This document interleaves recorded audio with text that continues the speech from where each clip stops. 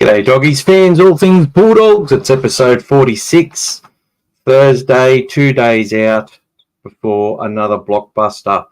Been saying that every week for the dogs. It's like do or die every week. It's a nerve-wracking time. And look, we're a chance at beating the Roosters again to double up on them this season. We've just come off the bye. We needed the bye, we needed the break, and we've named a pretty strong side against a Roosters outfit that looks very, very strong. And if you see me looking away from the camera a bit, I've got the under-19s Origin on in the background here. You'll hear it. Really good work. Sharon Woods is bloody commentating, which is boring as batshit. He's doing the best he can, but he sounds so boring. It's funny, and Matt, the bloke who does the NRL Tonight with Blocker, and he was commentating New South Wales Cup last week, and he named our number 13 the opposition player for the whole first half. He was calling our number 13 the South Sydney player and calling him the captain of our team, Chapman, who plays for South. Good old Lockie Vale, who's been a revelation coming through the grades and playing New South Wales Cup and looks every bit. If you look watching Max Plath and all these players, solid, good ball playing, fast leg speed players that play at lock. Well, Lockie Vale fits that mould perfectly. He looks very likely. Anyway, what we're going to do is we're going to talk about the teams for New South Wales Cup and for first grade, what changes may happen. I think we would all expect Viliami Kikau is going to play. Let's hope that's the case. If he's ready, obviously, we do need him. And who's going to drop out, that'll be interesting to notice. So we'll talk about that. Origin 2, look, there's been a lot of manufactured media hype. It's like I love when they're the ones making the most noise about certain things and they're creating all the noise as if it's coming from the people. But the noise is actually coming only from the media to try and manufacture this stuff. Look, New South Wales, we hate Queensland, especially a lot of us that went through those 8 losses in a row. It's probably the best thing that could happen for Origin football. And the reason I say that is when New South Wales, to have kids that are getting into rugby league, not even experiencing New South Wales winning, that creates hatred. So it's already there. It doesn't need to be manufactured. It doesn't matter if it's vanilla between all the discussion about it. Look, I think State of Origin, they could do heaps more in New South Wales and in Queensland. They could just like they could do more with Magic Round. They could turn these things into massive festivals that stretch a lot further than the rugby league public. And make it massive. I think Melbourne and Victoria do it a lot better in the AFL. And I think we need to, not with Origin, obviously, they don't have that. They let go of that concept. But with their grand final and stuff like that, the amount of memberships that they get, I just think there's ways that they could really promote rugby league a lot better rather than just purely focusing on betting revenue. But anyway, that's a discussion for another day. So we'll talk a little bit about what's happening in Origin. Can the Blues win it in Game 2? My thoughts on that. And, we're going live. I'm not expecting too many people tonight. Again, I've had to come on at late notice and just sort of jump on when I can. Been really, really busy for various reasons.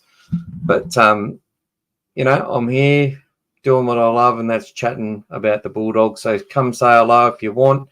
And anyone who, I've had quite a lot of people reach out and say they want to come on the podcast. and there's people who definitely will be coming back on. It's been fantastic hearing your stories and hearing how what the Bulldogs mean to you, and it's just been phenomenal to sort of see how aligned we are in what we see, but also the differences in what we see as well. And I've definitely learnt some stuff from all the guests that have come on so far, and looking forward to having more. Someone in the Bulldogs actually reached out and is likely to come on the podcast, which I couldn't believe, but they said they really enjoyed it and reached out to me. I'm not going to say names, and it may not happen, but, you know, people in the know know who the person is, and it'd be great to get them on and just to find out about their journey and their involvement in Canterbury through the hard times and the good times that are coming, and what the club means to them. And that's how the sort of approach I'll take with sort of any guests. It's all about the guests and getting their thoughts and opinions rather than hearing me rattle on all the bloody time about the same old shit. But it's good. Say hello if you're watching, and you know, usually we get quite a few people on here and we go for a fair bit. This will probably only go for about 40 minutes tonight, especially because I don't have anyone else on tonight. I sort of just had to jump on at the last minute, as I said. But let's get into it. Talking about New South Wales is on at the moment playing Queensland. They are 10-6. The Bulldogs players, young Seve and Mitch Woods, have been really strong from the get-go. We should be leading by a lot more. They had a lot of possession early. The New South Wales making a lot of ground through the middle. It's been a really good effort so far, but I just felt, you know, we had a couple of tries let go for forward passes. Queensland as well. Mitch Woods putting in a big kick now. Now, he's just done that from the 45, landed it on a dime on the 15-metre. So he's going to be a kid who's, with the AFL background, you'd expect that he's going to be able to kick a footy fairly long and only going to get it better and better and better at that. Big hit then. I think it's been called for, they've called it a knock on. Massive hit from New South Wales then. They come together, the two sides as well, so it's been good. It's on KO. If you've got KO, it's on Channel 9. Flick it on. Probably better than listening to me. But it's good to see the young Bulldogs, the young Bull Pups, kids who started in our Harold Mats, who have then gone through to SG Ball, runner-up in that, and now are playing in Jersey Flegg. And we're going to be a big show at winning that competition as well, with the amount of talent that we have in that side. Some big hits going both ways, so I'm a bit distracted by that. But anyway, it's Bulldogs versus Roosters. Let's have a look at it. So we've got the team in, and it's not a bad-looking side, is it? It's not a bad side at all. Sorry.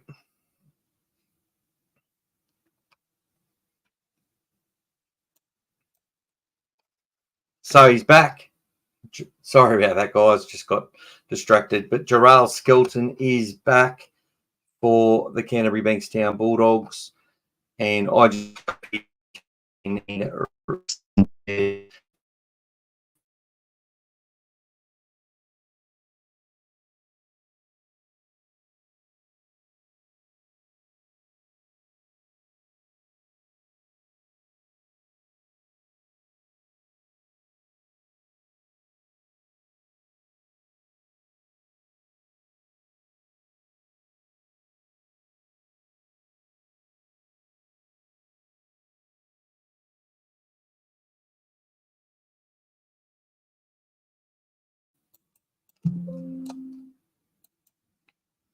All right, we're back. Sorry about that, guys. I've turned the under-19s Origin off. They're about to go into half-time, so that'll be good. won't be as distracted. But the Bulldogs side that's running out this week, Connor Tracy at fullback, Jarrell Skelton, Bronson Cherry, Jacob Kiraz, Blake Wilson, who was phenomenal last week. Tracy, Wilson and Crichton were probably the standout 3 players. But, Jacob Kiraz puts in every week. Bronson did his job. It was just good across the park. Matty Burton put up the big bombs, didn't quite run the ball as much, but had some moments where he really pinned his ears back. And was strong in defence as well, I felt, in a really good win against the Eels. Toby Sexton is doing quite well. I felt that was his best game last week against the Eels before the bye. Max King, Reid Marnie, Sam Hughes, Josh Curran currently on the left edge, lining up on the left edge apparently. We don't know which side they're going to play, to be honest. Jamin Salmon and Preston were on one edge against the Knights, swapped the week after. So Preston's obviously out with that foot injury. Bailey Hayward at lock. Jake Turpin moves into the interchange role. Now, there was something with Jake Turpin last week. I didn't realise, but he actually went off for a head assessment in the reserve grade game against Souths, which was before he only played till half time, and he had a head injury assessment in that game. Then had to play, come on and be activated against the Eels. So that's quite interesting to play half a game, to have to go off for a head injury assessment, then back up and play and get activated in first grade is quite the thing. Just another thing, that bit of adversity we had to sort of deal with, but obviously he was all right. I think he only played 5 minutes. I only used him for 5 minutes. So it's one thing. If we lost that game, that's probably something that people would have jumped on Serrato about, is when he doesn't utilise some players, especially losing 3 players in the match. Anyway, Pawasa Fawama-Silly, Curtis Moran, and Lipoi Hopoi as the 17th man. Reserves, Drew Hutchison's currently next man up, it appears. Then Blake Taff. Both have been named as halves in New South Wales Cup. Eli Clark gets his spot on the bench, on the extended bench, which is a good step up for him. Harry Hayes there again. And Viliami Kikau named at number 23. So the way things have been going, I'm expecting that Josh Curran will drop back to the bench if Viliami Kikau joins the team and plays. I think Kikau will start.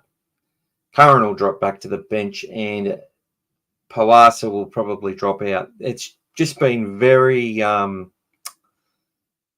They've just been going about business with no real surprises when it comes to that sort of thing. G'day, Dave. How you going, mate? I've been a bit lonely here, mate, so thanks for stopping in and saying hello. We do have the under-19s on at the moment, so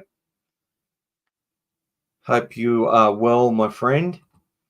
Again, I didn't give any notice, so I just had to jump on. But I might have to get you on here one day, Dave. You're here every week, which is fantastic. So just talking about who's going to come into this side, I think Kikau is obviously going to play. I just think he'll play. He was massive in that first half against the Roosters.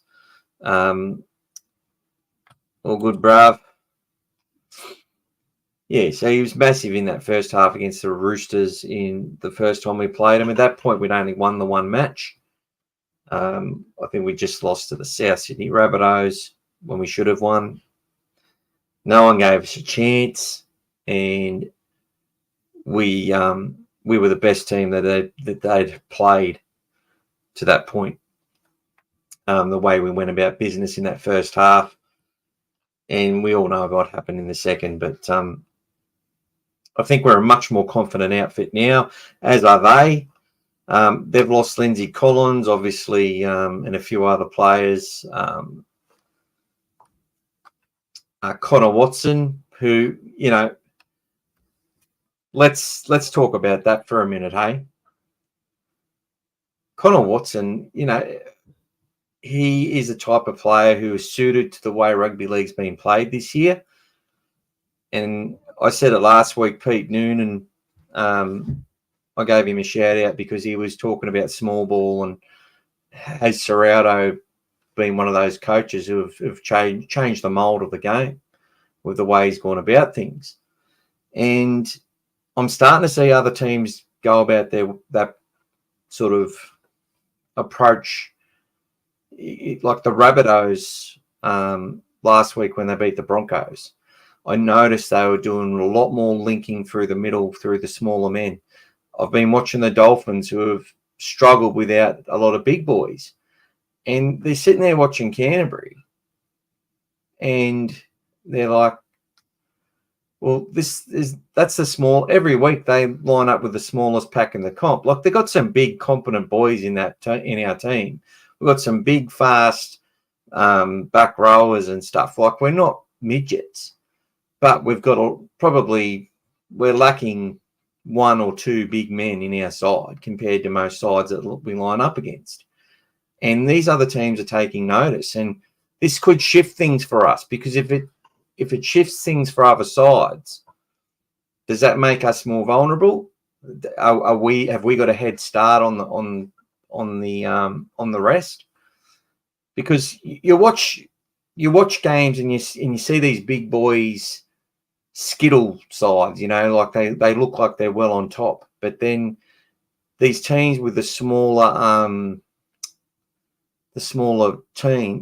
these teams with the smaller packs just stay in the hunt, and then you find that they come over the top of them. I've been watching Manly as well. They're constantly naming a smaller bench. So they're starting with their big boys, but, I've seen many times this year where they've had Nathan Brown, Bullimore, and Corey Waddell on their bench with another smaller player. And that's when they've sort of been at their best. When they've named a heap of big boys, they haven't performed as well. They look dominant in parts of the game, but over 80 minutes, it just doesn't seem to work. This small ball, I think, is taken off.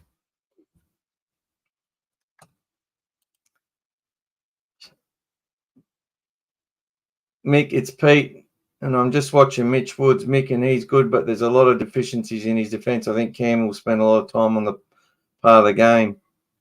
Is that you, Pete Noonan? Eh? Yeah, I was watching it as well, but I've had to turn it off because it's sort of interrupted my internet a little bit by having the streaming going on at the same time as the KO. Oh, I was just talking about you, Pete. I was giving you another shout out for the second week in a row about Cameron Serrauto.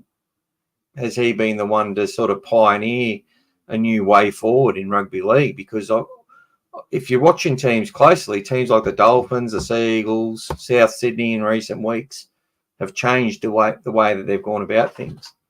They've all lacked big men through injury at certain periods, and they've actually done all right and stayed in matches. And I felt that South Sydney, my pleasure, brother. I felt that the South Sydney side against Brisbane last week, it was a perfect example of it. The way that they linked, having Cameron Murray come in as that ball-playing lock really helps them get on the front foot. But he was there at the start of the season when they were struggling, and they had Tallis Duncan there, but he was sort of getting interchanged as a part of the rotation, whereas they were linking up in the middle a lot, and it looked and going side to side. It's like they had more options in their attack. It wasn't just, Cody and Latrell.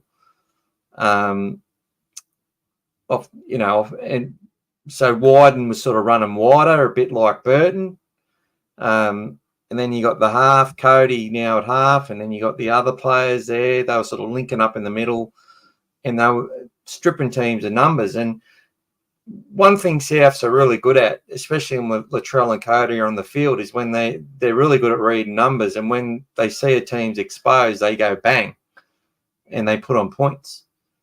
And I think they're like, oh, we're going to have to they've got like 11 injuries or something to their team, sort of like us last year, and I think they've sort of taken notice of what Cameron Serrato has been doing with Canterbury. And I wonder if that just changes the fabric of everything. I just wonder if it does. Like, have we got a head start on them? Is it going to revert back to needing that extra big body? Like, I just don't know. It's going to be very, very, very interesting. Very interesting. Dolphins winning Northern Territory with classic small ball when they smashed the Eels, 100%, and in those conditions as well. And that's what. So when we go up to Bundaberg and play the Dolphins for our home game, they're going to have Tavita Pangai. They're going to have Jake Averillo and Jeremy Marshall-King all line up against us.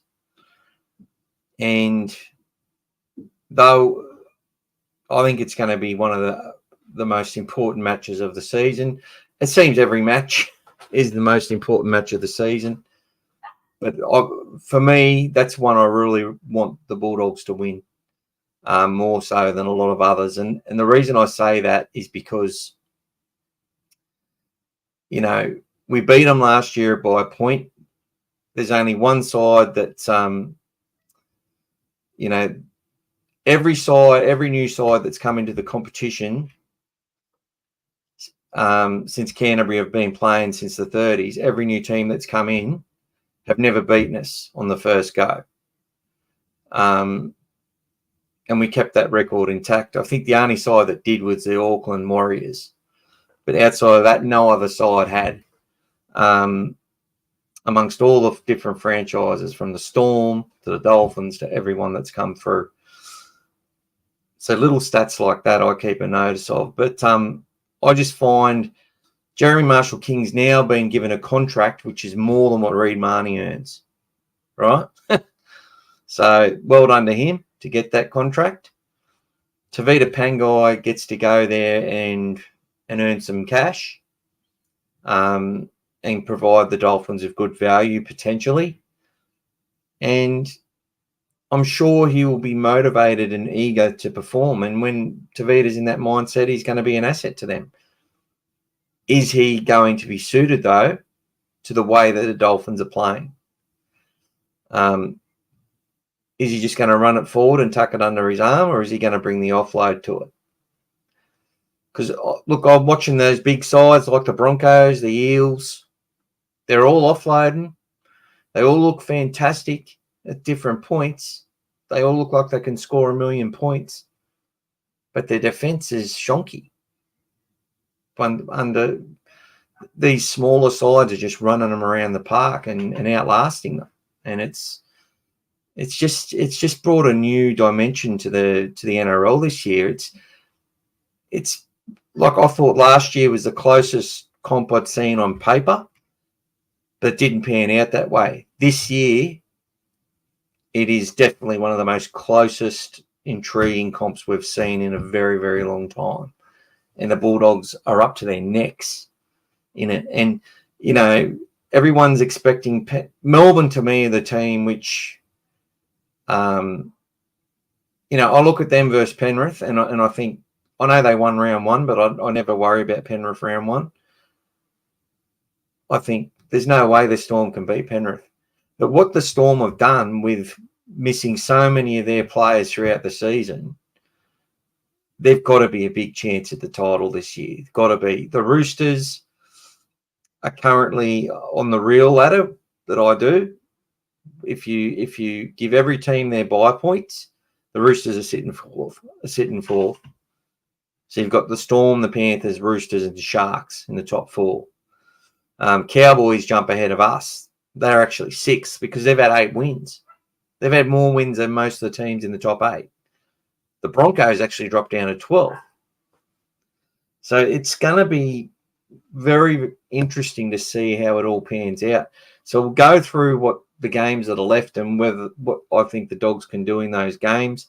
But this blockbuster against the Roosters, they've got the Butcher brothers in their side. They've got Sia Wong back in the team. Tupanua's no slouch. I I don't know how they fit that side under the salary cap. I really don't. Nafahu White at lock. Radley's playing on an edge. So no Angus Crichton, no Connor Watson, no Lindsay Collins, and I forget who the other bloke is. Obviously, they still got Tedesco. They got pretty much their entire back line, except they're missing a centre. So Manu's playing, Tedesco. It's going to be an absolute great game. I hope Gosford is full of Bulldogs fans. I'd love to see that. It's the match of the round by far, and I just cannot wait. G'day, Big Roo. Thanks for joining. Yeah, I was watching it earlier, mate. I've just turned it off because I just couldn't. The stream was getting interrupted. And, yeah, Seve and Woods did a pretty good job in that first half. Yeah, Mitch, all young halves are going to struggle in defence a little bit, as Pete was alluding to earlier. We'll put his comment back up there. So, yeah, it's that's what he'll work on. Look, you look at Bailey Haywood last year and the year before defensively, playing on an edge as a half, went pretty well, but then would get tired and, throw arms out and stuff and get beaten and pulverised on the edge. But this year, you look at his defence, he's 100% better. So we can expect that with all these young kids. They're going to hone their skills, and I think defence will be a huge part of their game because a lot of these kids in these halves academies aren't just going to be halfbacks. They're going to end up being, a lot of them will be turned in or manufactured into hookers as well, as you would see. G'day, Scary 79. Nice car on the front, mate. Hope you're doing well, buddy. So it's good. A few of you have joined finally. I didn't give you as much notice, as I said. Just been talking about this game. I think it's going to be obviously having Cherry and Carraz in the centres, opposite sides of the field, and Skelton now on the wing. We're going to be targeted on our edges, and I'd expect we're going to give up some points. It might be a higher scoring game than we're used to. I'll keep us updated, Big Roo. I'm actually going to go and watch the rest of. I've got a sort of. I've left the game, the under-19s, at half time, so I'm going to go watch the second half when I've finished doing this. So let's get back to it. Lots of good stuff happening for the Bulldogs, but this Roosters side, they've got still a big pack. Terrell May, Brandon Smith, who was dropped, I'm expecting he's going to come out with plenty of fire in the belly. They got embarrassed by the Bulldogs. Robinson can call them gutsy or whatever in that second half, but they got embarrassed in that first half when they had a full side. And the Roosters and Canterbury have a real look. I know we played in the grand final in 2004, and probably the 3 years leading up to that grand final victory, there was a huge rivalry with the Roosters. And it's continued on at different times with them taking our best players like Anasta, O'Mealy, Nate Miles, Willie Mason. They all defected. Sonny Bill Williams all went to the Roosters. Braith and Astor, if I didn't say that as already once. So there's a lot of it's not good. It's not good. I'll get to that in a minute there, Pete. But yeah, my point is that, and watching our youngsters, the Roosters, basically the way they go and buy all these 14, 15, 16-year-olds, try and develop them, buy heaps of the best players, get them from all over. They've pretty much got a hold of the Central Coast now, which is their pathway, but they're getting them from other areas. They've got academies in New Zealand as well. And look, they have a real rivalry with Canterbury in all these young grades as well. And we've been, I'd say we've been winning the ledger over the last 4 or 5 years, not the last 4 or 5, the last couple of years in the juniors. So there's a bit of bad blood sort of developing between the two clubs. It's a healthy rivalry though, but there's a lot of feeling in these games. And last year we played the Roosters and we let them 12-0 early. We ended up losing 25-24 in a game where I felt we dominated most of that game. Should have won. Should have been an 8th win for last year. We held on again after looking like we're going to smash them again this time. So they're going to have fire in their bellies, the Roosters. I thought the Knights would have had fire in their bellies as well. In that game we played without Burton and without Crichton. And I really thought they were going to do a job on us in Newcastle, and we held them to 2 points. We now go to Gosford, just down the road from Newcastle. I don't know what the weather's like. Probably, hopefully it's a dry track. It's, I'm expecting an absolute blockbuster, and it's a game we must win. If we're going to be top 4, we need to beat the Roosters this week. Then we've got to back up next Friday and beat the Sharks. And then we've got the Warriors at home. If we compete hard, lose in close games in 1 or 2 of the 3 games we play, there's still good hope for us. Because I still feel like we're a long way from our best footy. And that's not a bad place to be in. But I also believe we've used a lot of energy this year. And it's funny because I talked a lot about energy last year, and I've talked a lot of, when you draw has you playing a lot of Sunday afternoon games against teams that have been playing at night.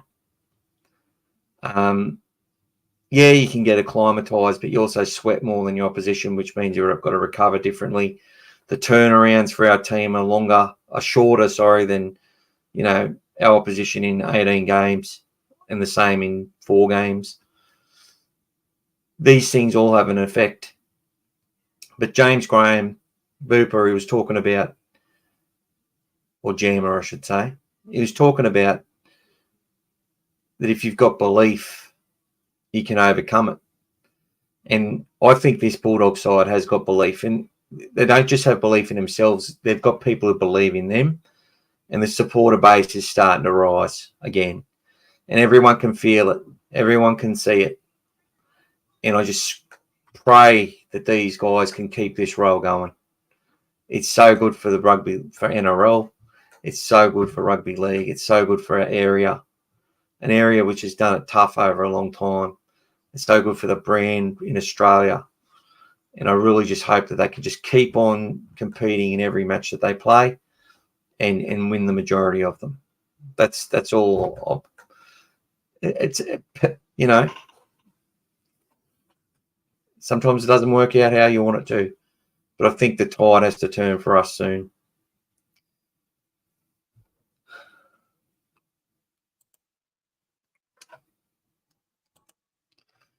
Pete, I was explaining to Jacko why Joey is an immortal. Oh, your son Jacko, yep. He picks those forwards running down an edge and tips them on their heads. That's why he separates himself.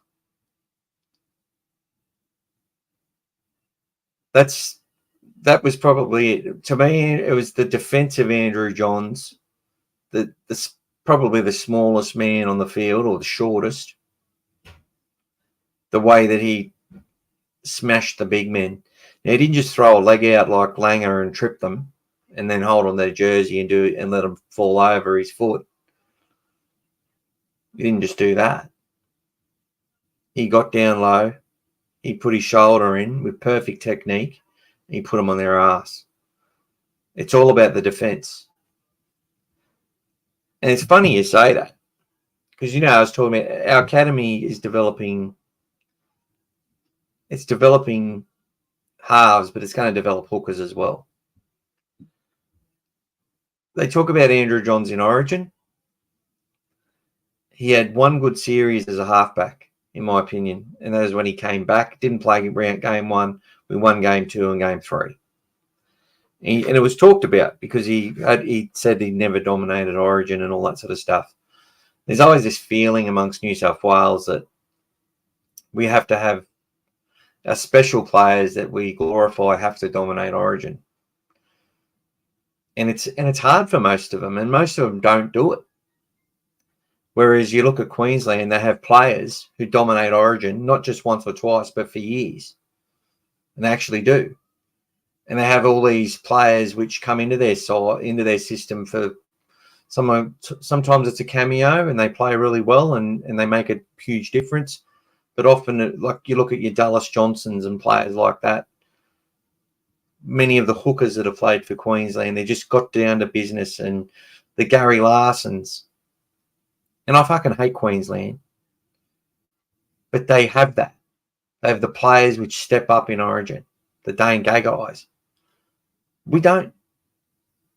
And that to me shows something. There's too much talk about what they want to be rather than just being it. And I think that's the difference. And I'm looking at a player like Stephen Crichton, and I think he can emerge as someone like that. Now, this is a player which I watched disappear in a lot of games as a young fella, and he was young. And I wasn't convinced. But watching his defence last year, watching his performance in game one, watching what he's done with Canterbury, he's a player that may go out there and be one of the best players on the field in every Origin game he plays for New South Wales. And that's got to be the blueprint for the team. Yeah, that's the other point I wanted to make, Pete, is that Andrew Johns' best games for New South Wales, for the majority, were at hooker or coming on as the 14. They'd have Badeiros at hooker and Kamali at half, and Johns coming off the bench. And he just run. He just tackle and run from dummy half and have us on the front foot. I watched so many of those games. He was phenomenal at hooker. And I look at Ben Hunt. It's funny because I think Ben Hunt's probably in that mould. Not as good, but he's in that mould. Going back to his Broncos days, looking at some of the tries he used to score and just the determination. He dropped that footy, which obviously stuffed his brain up. Like, I laughed so hard. I was going for the Cowboys like they were the Bulldogs because Jonathan Thurston was there. You know, I'm pretty sure most Canterbury fans would have been going for the Cowboys that day and watching that game in a great game of rugby league. But Ben Hunt, apart from that, he's a phenomenal player, and he was probably the difference. You know, we were coming back in Origin 1. So, yeah, will he be an immortal, though? No.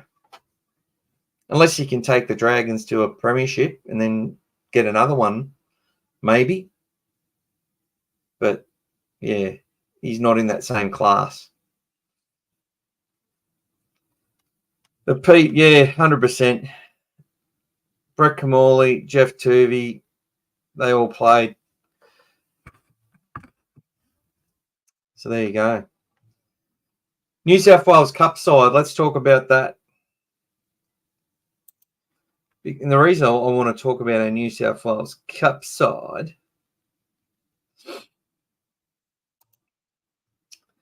Hayes Perham is at fullback. Trenton Peterson playing on the wing. Jordan Samrani, Eli Clark in the centres. Jonathan Su'A, who's been playing really well on the other wing. Taff and Hutchison in the halves. Jack Underhill's doing a great job. Romano Cook to start at hooker. Chris Patolo returns.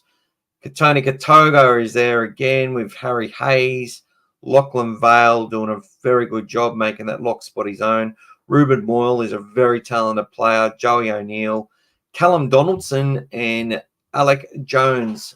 Alex, a big boy with the big, the big mop of hair. He could be a I was quite impressed against the game against Souths, but that Souths team, honestly, like they've used, 49, 50 players in New South Wales Cup this season. That's phenomenal. But look, we must be getting up to about 35 or 40 players or maybe more that we've used. But it's really good to see some of these players that have been trying their hardest in Jersey flag.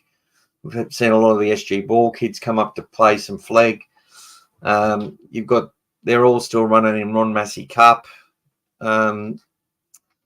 I wish we could get the Ron Massey Cup sides a bit earlier than we do, because we usually don't get it until the games are on. But the phone booth, he's been playing every week off the bench, and he's going all right. And there's a big boy. So you talk about small ball, well, there's nothing small about Isaac Booth. So, yeah, just really good to see these young kids get a chance. Obviously, young Joash Papali's still got that rib injury, which sucks. Perham was really good at fullback against South Sydney. We play Western Suburbs this week. They should be tougher opposition, but I think this will be interesting. I think our forward pack looked really strong in this game, and Liam Knight shouldn't be too far away as well, I'd say, because you're seeing him, dancing in the gym and all that sort of stuff, having a good time. But congrats to players like Trenton Peterson getting a go, and Callum Donaldson, fantastic, really good young players. And look, we've got so many of these young kids that all look phenomenal in this grade. Are they ever going to play NRL? They all won't. Not all of them will. But good luck to them all, because they're representing Canterbury really, really well. Now, I knew we were going to smash Souths. We lost 3 in a row leading up to that. They brought, obviously, New South Wales Cup. A lot of players having to come into first grade. It has a domino effect and causes a few issues. Woods has got fantastic vision. Just set up a try with a banana kick. There you go. Absolute champion. I can't wait to watch the second half after we finish up here, guys. But yeah, well done to Jersey Fleg's killing it. They're running second on the ladder at the moment. They're doing great with a lot of changes as well. Oh, it was disallowed, was it? Well, that's the feeling I was getting. New South Wales were dominating territory possession, and then Queensland have typically got those players that can just break a game open somehow, just get an opportunity and take it. When they got back to 6-6, I didn't think that was a fair reflection of the game. But thanks for keeping me informed, brother. The New South Wales side that's been named for Game 2. I'm happy that Dylan Edwards is there. I felt Tedesco went all right in Game 1. Did his job the best he could under the circumstances. The side that's been named, I'm quite happy with it. I think Latrell Mitchell is someone they had to bring back. But, I could do a whole NRL media watch on Latrell, and it just makes me sick, to be honest, how much winning and losing decides the stories they talk about these individuals. It's just so dumb. It's so dumbed down. The manufacturing of hatred. I was talking about it earlier. We hate Queensland. Queensland hate us. We don't need journalists to tell us what we're thinking. It's funny watching Paul Gallen talk about Queenslanders have got 2 heads. But after the game, he'll have a beer with them. But he's someone who genuinely fucking hated him at the time. Greg Bird, he hated him as much as they hated him. But, when Madge said, glass houses, that was a good comment. But guess what? Every football commentator in the game is in a glass house. They all are. We all are. Fans, people who play park footy or whatever, people who are almost good enough. There's a lot of fans out there which were really good rugby league players that I've talked to. I wasn't. But I know a lot of people who were. So many people from areas, and you're like, this fellas could make it in the NRL. They're that good. And they don't get nowhere near it. But the point is, we're all hypocrites. We're all living in glass houses. I sit there and watch Queensland. I've sat there and we're all one-eyed when it comes to our teams. You want the Queenslander to get his head knocked off. I couldn't give a fuck. If rugby league isn't for everyone, if someone gets their head knocked off, it's a send-off or it's a sin bin, whatever. As long as they're consistent with it. But this bullshit about, who's Madge aiming it at? Was he aiming it at Billy Slater? I think he was aiming it at Billy and everyone. He was aiming it at Queensland. Because Queenslanders are very one-eyed. They'll just back, for a general rule, they'll just back Billy Slater and what he's got to say. Every time. I talked about the hypocrisy when Billy Slater came out and he said, and he's going on about probably what Madge was alluding to. And I'm like, seriously? Billy Slater kicked people in the face. He slid knees into people's heads to try and win. He's doing everything he could to win.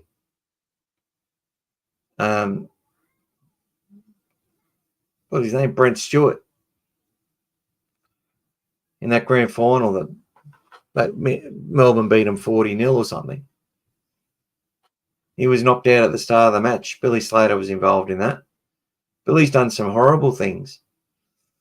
And then Gordy was talking about, it doesn't matter. It's got nothing to do with him as a coach.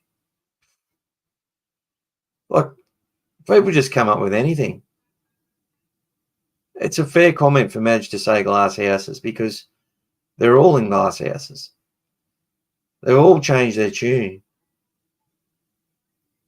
depending on winning and losing. Look at the glass houses they're in when it comes to Latrell Mitchell. 4 or 5 weeks ago, all the commentators from Fox Sports and Channel 9 all talking about Latrell and he's out of form and he was swearing and shit and all this sort of stuff. And Souths win two or three matches and New South Wales lose game 1.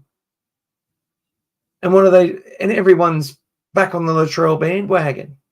And good on them, because I really like Latrell Mitchell. I don't give a... I'll stand strong with Latrell. He couldn't give a fuck about me. But what I mean is that I sort of agree with his comments.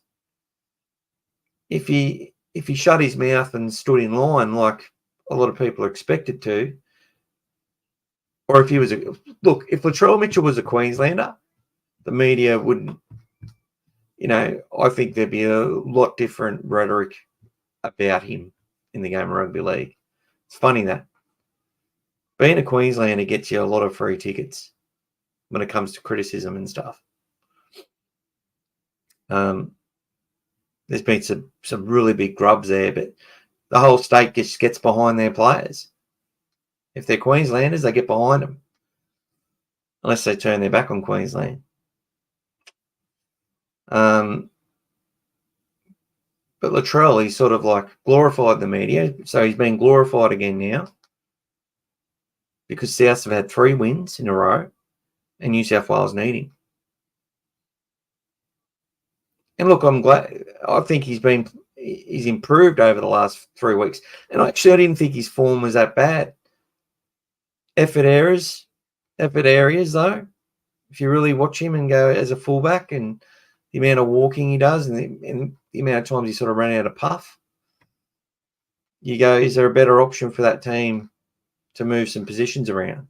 And I get that, and I sort of get that criticism, but they sort of criticise his form overall. And they just link the form overall to the result of the team. And I think that's wrong. And then everything else blows up. And it's them who are the ones who are behind it, the media. They just manufacture everything. It's ridiculous. The two teams can hate each other without pretending to amplify and magnify it. Like, it's not UFC. It's not a boxing match where they just talk shit when half the time they know what the result's going to be, because some of them know they can't win and whatever else.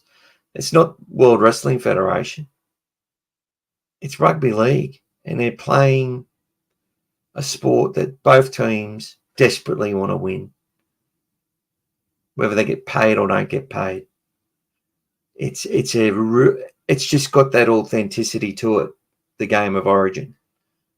For me, the NRL in general has authenticity to it. In all these rivalries, Canterbury versus Roosters this week, Canterbury versus Eels the week before, and I think our side is actually taking a mentality of that to every team they play. Like, they've got a reason that they need to go to another level. They need to push harder, not just for their fans, for their families, and for the club. They just seem to have motivation every time they run on the field. And their flat spot came at Magic Round in a game against the Raiders. You know what I mean? So there you go. Number one NRL grubber all time, Julie O'Neill. Queensland loved him in his larrikin ways. Oh, the smearing poop along the walls. That's what I mean. If Julian O'Neill was a New South Welshman, if Nate Miles was a New South Welshman, where would they have stood in the game of rugby league? If Gordon Tallis was a New South Welshman, do you think he'd have a job at Fox Sports right now? I don't think he would. There's just something about being a Queenslander and the way and the blinded patriotism, the in the sand patriotism, which they use to justify their whole existence. Like, these people actually believe they've got bigger hearts. They believe they're more courageous. They believe that they're better to their neighbours. They believe that in a tragedy that they come together more than other people in other areas and other states. Like, they actually believe that stuff because they're told that from a young age. And look, my kids are Queenslanders who hope that New South Wales win so they don't have to put up with me the way I carry on when we lose. So obviously I've carried on a fair bit with all the Bulldogs losses as well. Anyway, guys, Origin 2, haven't really depicted how it's going to be won or anything like that. I think the game's going to be played. They're going to expect that the New South Wales team are going to try and do what they've always done, and that's play through the middle, try and keep it tight, and then get early ball out to the likes of Stephen Crichton and Latrell Mitchell. And I think the Dogs. I think watching the Bulldogs against the Eels might be a bit of a blueprint in how that they go about trying to get early ball out to the likes of Stephen Crichton and Latrell Mitchell. I think that's where the game's going to be decided I think everyone sort of is feeling that from the people I've talked to. So, yeah, it's just going to depend on a lot of things, but hopefully we don't get anyone sent off. That'll be a big help. But, yeah, I just think early ball, and for Queensland, I don't think they're going to mind that too much. I think that's what they're going to prepare for, because they're going to expect that there's going to be a lot of early shifts, a lot of quick ball out there, and New South Wales don't have the same amount of speed out wide as Queensland do. So I think Queensland will know they're going to concede some metres down those edges, but are basically going to be prepared to be, digging in and stopping what New South Wales has to throw at them.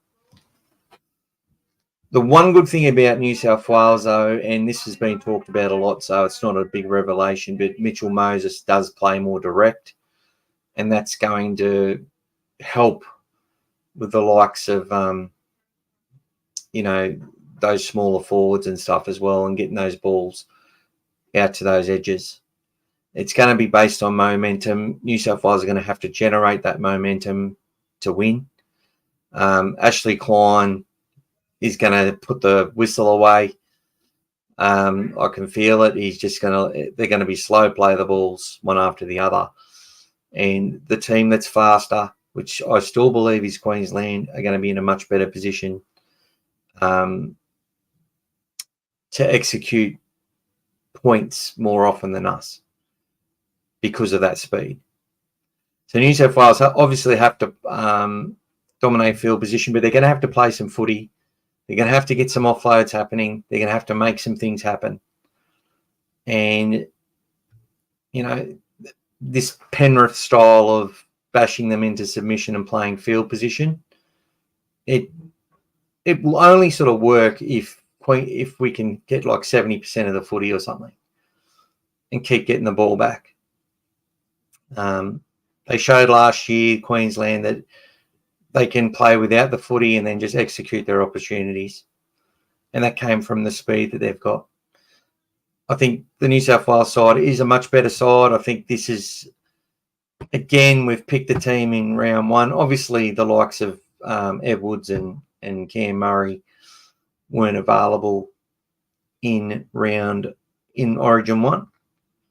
But Origin 2, a lot more of those players are, obviously. But, look, I'm glad that Hudson Young is in there. I don't think he's an Origin player yet. He appears to be. I think Cameron McGuinness can feel very unlucky. Felt he went pretty well. But I just don't know how Connor Watson gets picked ahead of a Matt Burton. I just have never, ever seen Connor Watson being on the radar as an Origin player. Now, I hope he goes out there and puts in that performance as a Queensland player that I was talking about. We see those Queensland players come in there, you go, this player's unheralded. How the hell did they get picked over somebody else? And then they go out there and pull our pants down, or play really, really well and contribute to a win for their side. I hope Connor Watson does that and shuts me up. He's got a lot of good press. The media have been right behind him. He's obviously a really good guy. But I just don't know how when you've got so many players you can pick for New South Wales, even with all the injuries, I don't know how he is desired over a Matt Burton. Or a Cameron McGuinness, to be honest. I think Cameron McGuinness, they say Connor's more versatile, but is he? But to me, Connor Watson is a huge risk. I've barely seen him play any football in the last 5 years. He's constantly getting constantly. But anyway, good player. He plays a lot of heart. So that's what he wants a who he might think has more heart than Matt Burton. And some would agree with that. But Matty Burton's looks to me like he's played a bit more angrier this year, a bit more grip between his teeth, and he's been a little bit more. I think he's evolving into a man, is what you can say.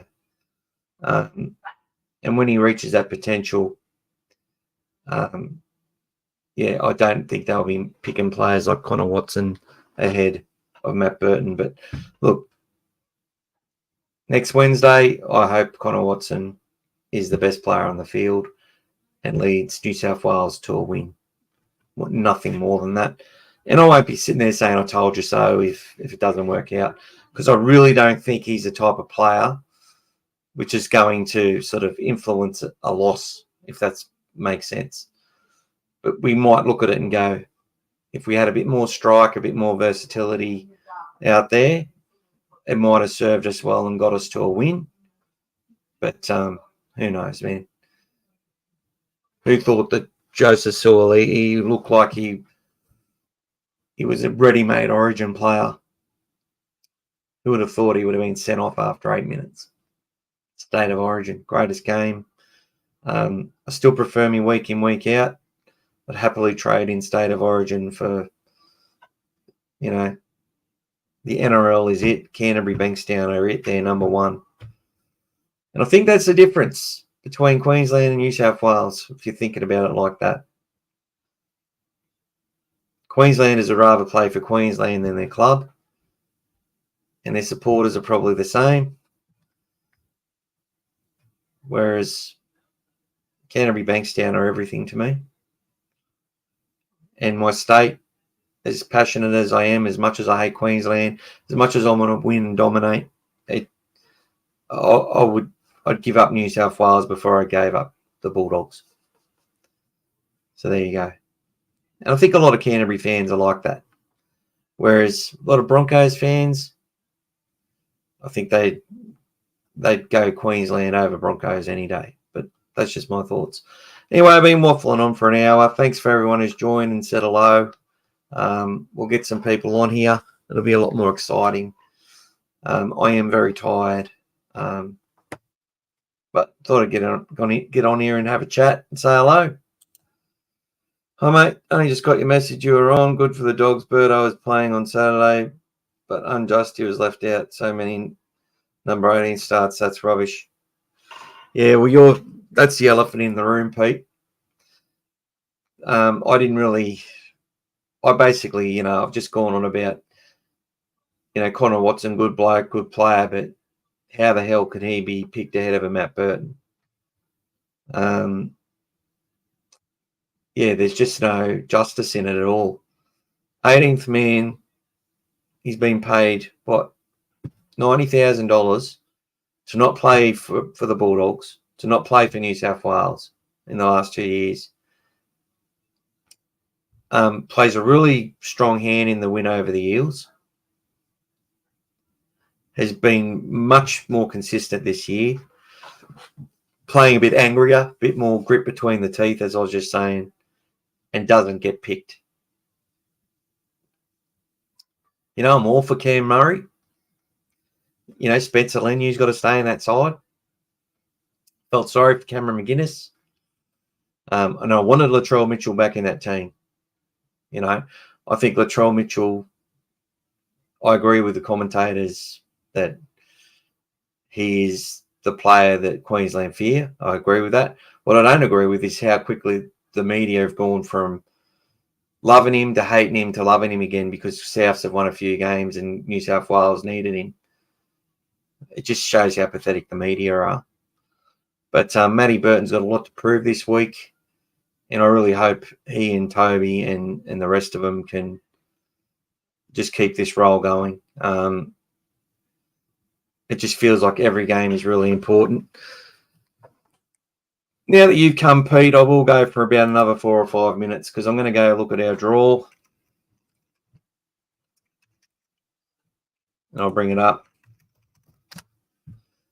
just to see who we've got to play in the upcoming rounds. So let's have a look at it.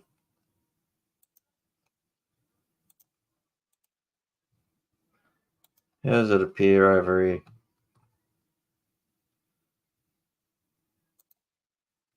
He's kicking with Paramount on Saturday. See my post on all things Bulldogs. That's it, everyone.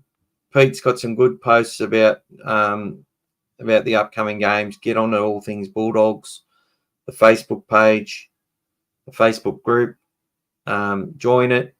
We're a smaller group. We're not about the glitz and the glam and sharing a million different things over and over again and just, putting pretty pictures with bloody everything the media says. We share a lot of that, but we actually put some points of view across, and we don't sit there and bag out the team and bag out all the players. So it's a really good group in a really good community. So get on there and check out Pete's posts because some of them are fantastic. And he's done a great job. And it was our 2-year anniversary yesterday. I forgot about that. I was going to celebrate that. And we're almost at 3,000 people. So I'll probably will say well done. And thanks to everyone who's made it a really good thing.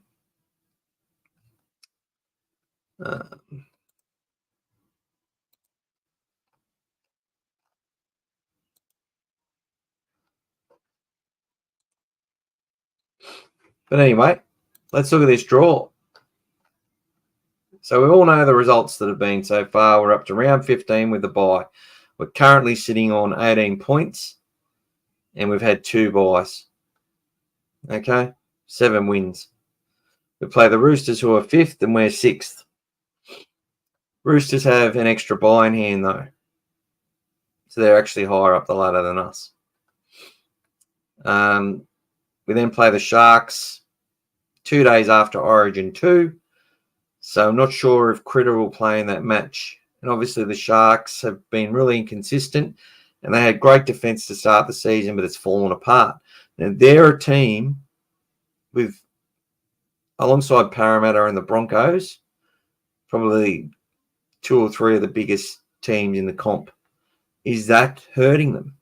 And obviously you add the Warriors to that as well.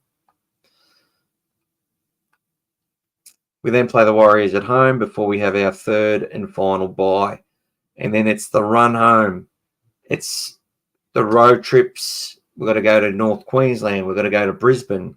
We then go home and play the Raiders at Belmore. Then we play at Cogra against the Dragons 6 days later before having a week off to travel to Bundaberg. Then a 6-day turnaround into an Auckland trip, which is always worse going there than coming back. Then we have a week, which will only be 6 days with the long trip back from New Zealand to play the Seagulls at home. And then we finish with the Cowboys at home. So those 2 games at the end of the season at both at Accor Stadium, I think are really important when it comes to whether we're going to make it or not.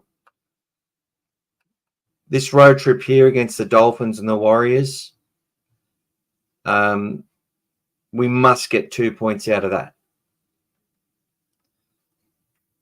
Bulldogs Raiders at home at Belmore.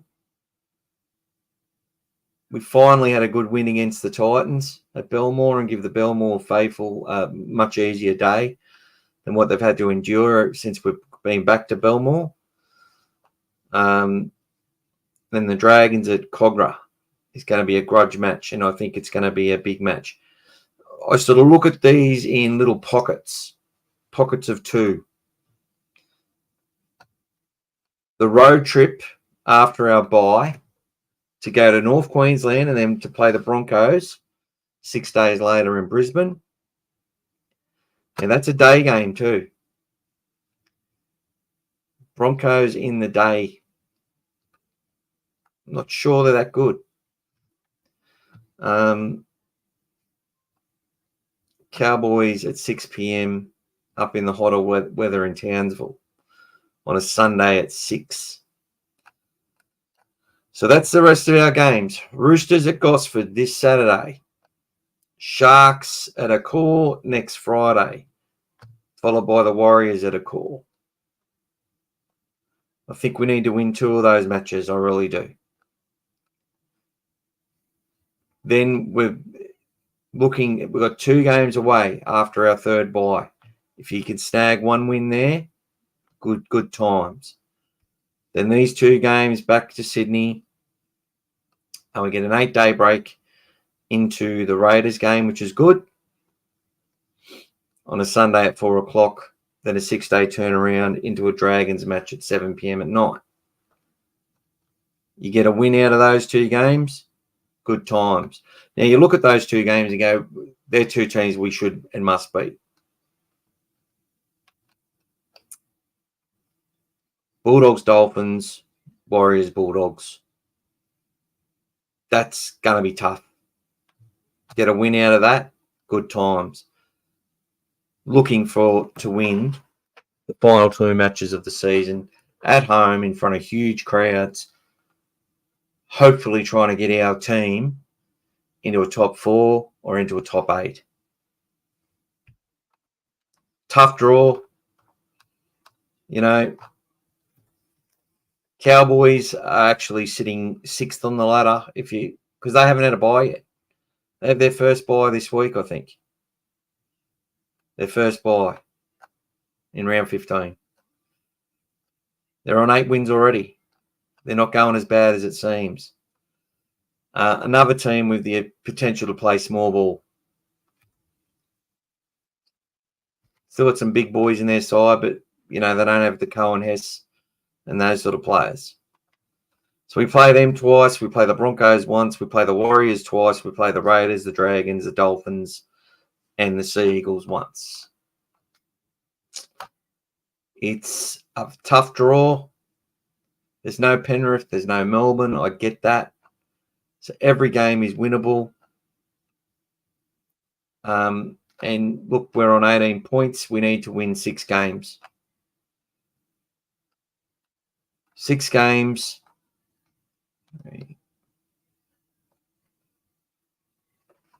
You win 6 out of 11. You can make the semi-finals. That would take you to 13 wins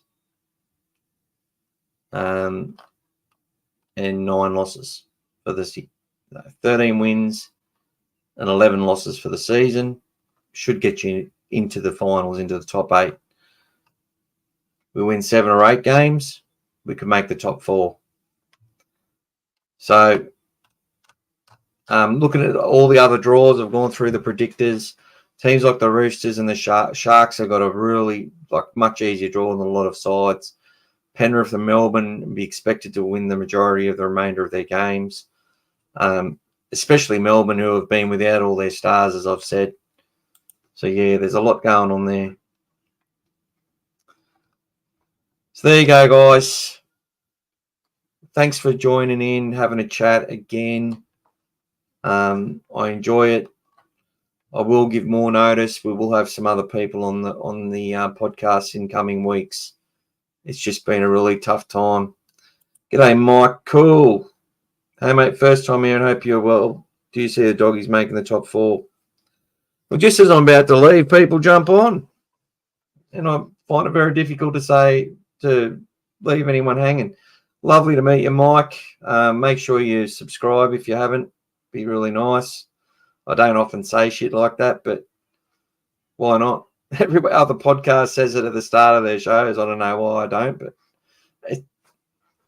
anyway. Can we make the top 4? Well, that's how I just went through it, buddy. To make the top 4, we're probably going to have to win 8 of our last 11 games. Make the top 8, we're going to have to win 6 of our last 11 games.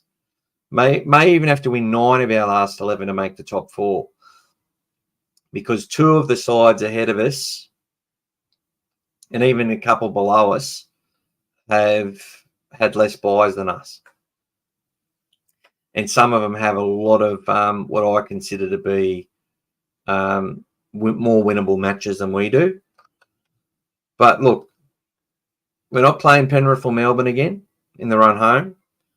We get to play the Raiders. We get to play the Dragons. We play the Warriors twice. We play the Dolphins once. Play the Seagulls. We play the Broncos. So, look, I think we're a chance, mate.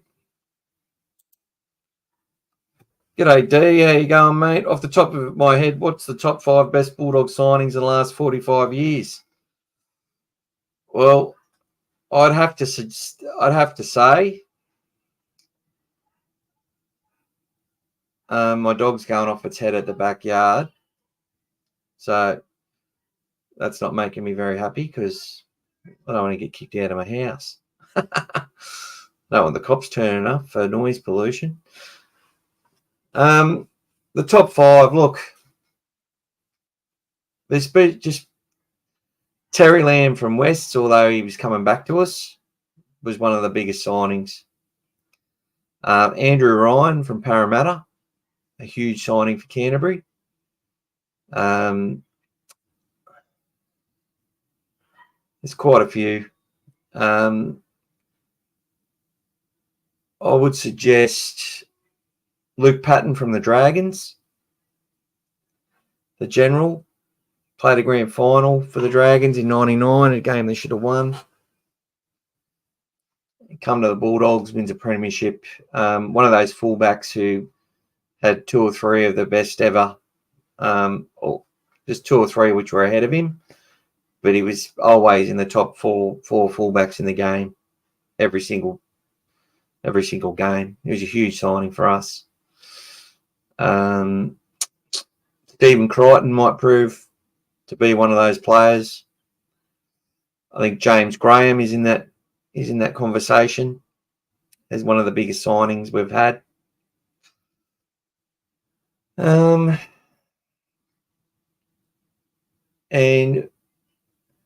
we didn't win a premiership with this player, but Frankie Pritchard was also one that sort of started things along.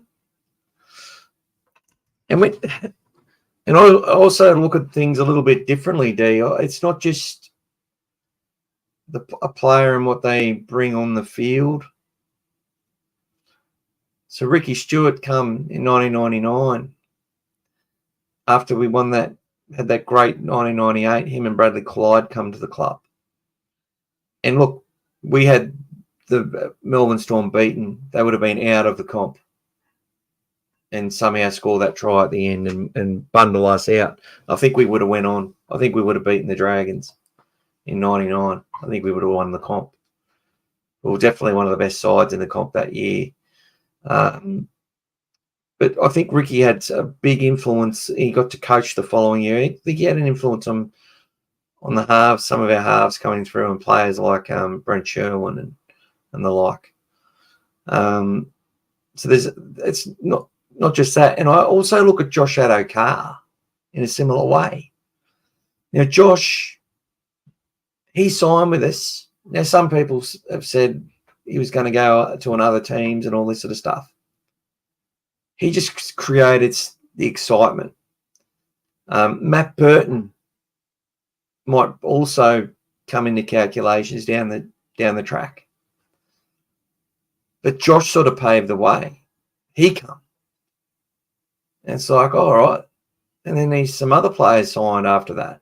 And then some other players signed. See, the likes of, there could be 5 players in our team right now who turn out to be 5 of our biggest signings in the last 45 years. So, but yeah, I've named quite a few. It's hard to nail it down to 5. It's just not in my nature. Yeah, I've been watching your podcast for a while, but I haven't been able to watch you live. Oh, no dramas, Mike. Yeah, it's been good doing the lives. They go a lot longer because, sort of, and I get thrown off track and I go on tangents, and I've been getting a lot of people join the podcast. So anyone who wants to reach out and come on and talk about their Bulldogs journey, let me know. I've had a few people on, which has been fantastic, and heard some good shit. Every game is winnable. You're 100% right, mate. I just stress about every game as well. I sort of look at the Bulldogs a little bit like I've looked at the Sydney Swans in AFL now. I just love sport, right? So and I go for the Swans. I always have. Being a Wagga boy. And they're a side which can beat anyone, and anyone can beat them. And they always play above, and this is since like the last 20 years or something. They just compete, and they're always thereabouts, and they're always in the finals. And if they don't make the finals one year, they make it the next. They're never out of it for long. And, you know, they're not tanking down the bottom of the ladder. They're always putting in the effort. And it's still only early in this season for Canterbury, but I look at us as a side that can have all season have been in every game, even round one, was still an outside chance of winning that match after having 30% possession for 70 minutes. Put on 2 tries that were good and didn't give up. And it's just not in them this year to give up. And that's just something that we haven't had for a long time. And it makes us proud as fans. And that's all that team sort of, that's what their aspiration is. I think they've made it personal with a lot of teams in the comp. Each week they've got a reason why they want to smash the side that they're playing. But I also think that, you know, they're trying to make us proud, and that's important. For D in order, it's in no order: James Graham, Jimmy Dimmick, Critter, Terry Lamb. Yeah, Jimmy Dimmick, I 100% agree with Jimmy Dimmick too, mate, coming across from Wests. What a fucking player he is. And when Darren Smith came back to us, it's funny, I watched Darren Smith in a pre-season cup game in a semi-final against Penrith in Wagga. They blew us off the park, but we were sort of building. Kevin Moore was playing halfback, and Darren Smith was probably the best player in our team that night. No one knew who he was. The Fox was to us what Azatasi was to Souths. Yes, mate. We're on the same level, D, 100%. Azatasi leaving Canterbury, going to South Sydney was like, this was, you know, open the door for everybody else, 100%. Been a Bulldog member since pretty much birth, so I believe blue and white. We all do, brother. We all do. Yep. Me mum watching Lammy Poo and Stevie, and she liked Chris Mortimer a lot as well. She liked Mick Potter the most. Yeah, and just come through watching them from 1 or 2 years of age when I could start remembering, and all those photos and stuff, you know. Remember a few things, but 1982, 83, 84, even a bit of 1981, that's when I started really watching the Bulldogs and getting into it. Anyway, guys, I've got stuff to do now. I'm going to go and watch that second half of the Origin match for the under-19s. I don't know the score. I don't want to. Going to go watch it like I don't know what's happened. But thanks to everyone who's tuned in. I'll give more notice. Well, I'll try to, and get some people on here and have a chat and learn about your stories and stuff. And we should get some people from the Bulldogs at some point, because there's you know, some of them actually have watched it and have liked it, which is good. Got some feedback, so that was nice. And yeah, Bulldogs, Roosters, blockbuster every week. I'm nervous as hell, but we're a side that can beat anyone. Waiting for us to have a bad performance. It's just in me. Cheers, brother. But, you know, maybe it just seems the difference between our worst and our best has closed up so much. It was bipolar last year. This year it's been really, really good to be a part of. So let's get behind them again. Hopefully there's lots of Bulldogs in the area that are going to get out there and support them. I can't wait for them to get up here to Brisbane. I'll try and get to the Bundaberg game, but it's a really small sort of venue, only 8,000, and it's hard to get a ticket.